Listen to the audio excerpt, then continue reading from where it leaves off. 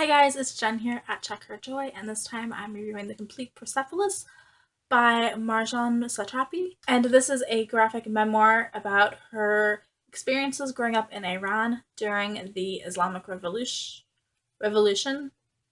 Yeah, I think that's it. And the war between Iran and Iraq, which is a really turbulent time in the Middle East.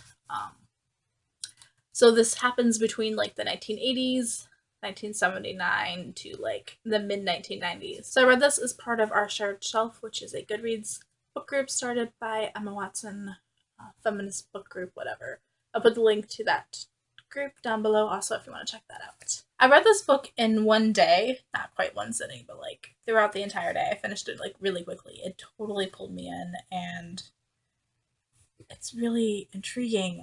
It's got this weird mix of like, it's a coming of age story, so we see her growing up, and there's a lot of things that any young girl, anybody growing up can relate to, trying to figure out who you are, what you really believe in, what you stand for, your experiences, like your body changing, um, her trying to, like, her experiences wearing makeup for the first time.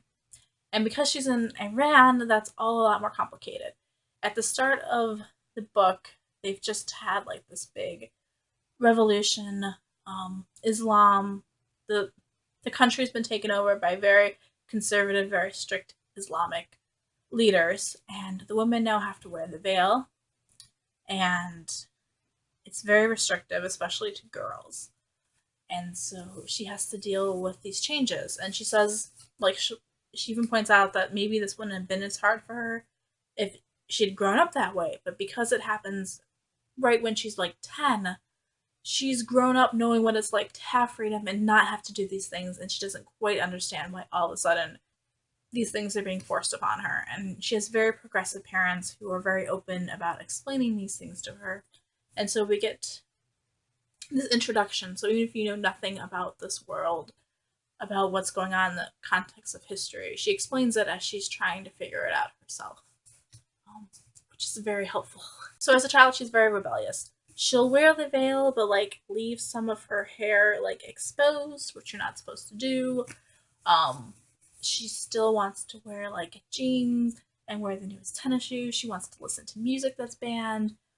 And her parents are very liberal about this. They're very accepting. She's allowed to listen to the stuff at home, but she also has to deal with the outside world. Stuff like there are groups of people that patrol and make sure that you are dressed and acting appropriately. She runs into them and has to deal with like them noticing that she's wearing tennis shoes or a jean jacket, which is not allowed. And there are things like parties are banned, and her parents are constantly like, her parents talk about like how they need parties, they need this psychological release. And so we see this stuff happening in secret and hiding. So it's a very interesting look on this period. Like she's starting to, like, what she wants isn't really what's allowed, and she definitely does not fit into like the very strict ideals of what the country expects from her. And so she's running into problems at school too. Like she talks back to her teachers, she questions what they say, which causes problems.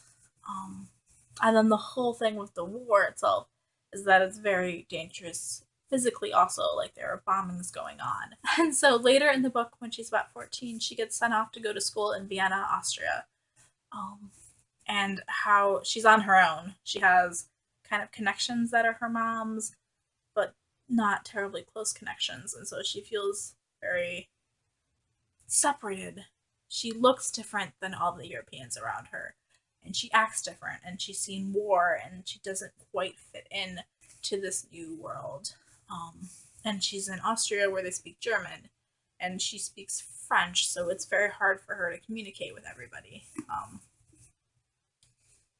So she's trying her best to try to find out where she fits in and where she belongs. And some of the things that happen in Europe are really hard on her, but she also feels like she can't complain and she can't tell that to her family. Like, how do you say this boy broke my heart and I feel awful about it when somebody, like, the neighbors are getting bombed? Like, they're not comparable, and so she has this distancing going on from her family. There's a period, like, after she finishes high school where she goes back to Iran, and seeing the changes in the country and how she's changed and how she no longer quite fits in. Like, she didn't fit in Europe because of what was going on in Iran, but she doesn't fit in Iran either because she's had all these different experiences. So a big theme in this book is perceptions and about what's being hidden and what's being told straight out. So we get to see a little bit of how the West perceives Iran, especially from her classmates in Europe when they're asking her about her family and she's trying to decide how much do I tell them. Some people are very interested in like the death and the war and the, you know, oh my goodness, you've seen things. And then there's some things that she feels like she can't tell anybody. And then there's also things like what the country of Iran is telling the people about what's going on at the war. The statistics the media is telling them about what's going on in the war to make it sound like they're winning can't possibly be right. We also get to see a little bit of how the media in Iran is telling them about the Western world and what else is outside the country. For all those really complicated, really horrific things that happen, it's also pretty light and funny. It has its moments where it balances both of them, and there's very relatable things about like the childhood and growing up. So another big part of this is kind of her family story, and not just her parents, but also the family, her uncles and her grandmother and her grandfather and their stories and how they are interwoven within the country, and how they show different aspects of it. So like her grandfather was a prince in the country before the revolution happened. The first kind of revolution happened. There's a lot of history going on here, but like in the 50s, her family's power got overthrown, and her father was used kind of as a political figure. Her grandfather was used as his like political figure, but he also spent a ton of time in jail, and really awful things happened in jail.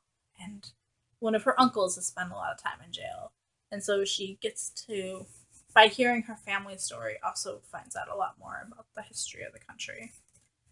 And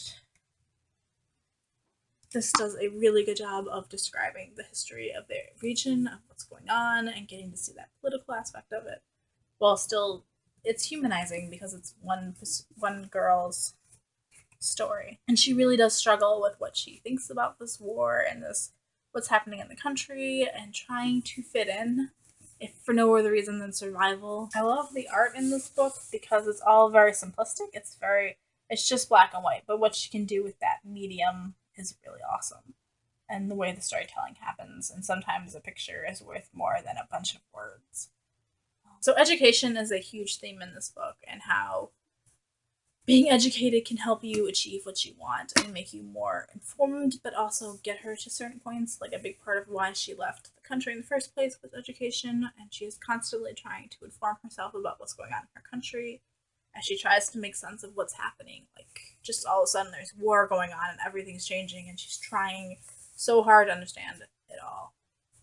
And a large part of that is reading. She's constantly reading on her own, questioning her teachers. In Vienna, she becomes friends with a bunch of anarchists, and so she's learning more about political theory then, and deciding what she believes versus not what she doesn't, and how her education, learning French, is a big part of her way out of the country.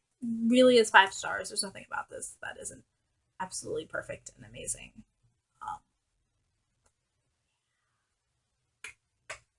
So yeah, go check out Persepolis by Marjane Satrapi, however you pronounce it. Sorry. Yeah. Peace out. I love you guys, and keep reading.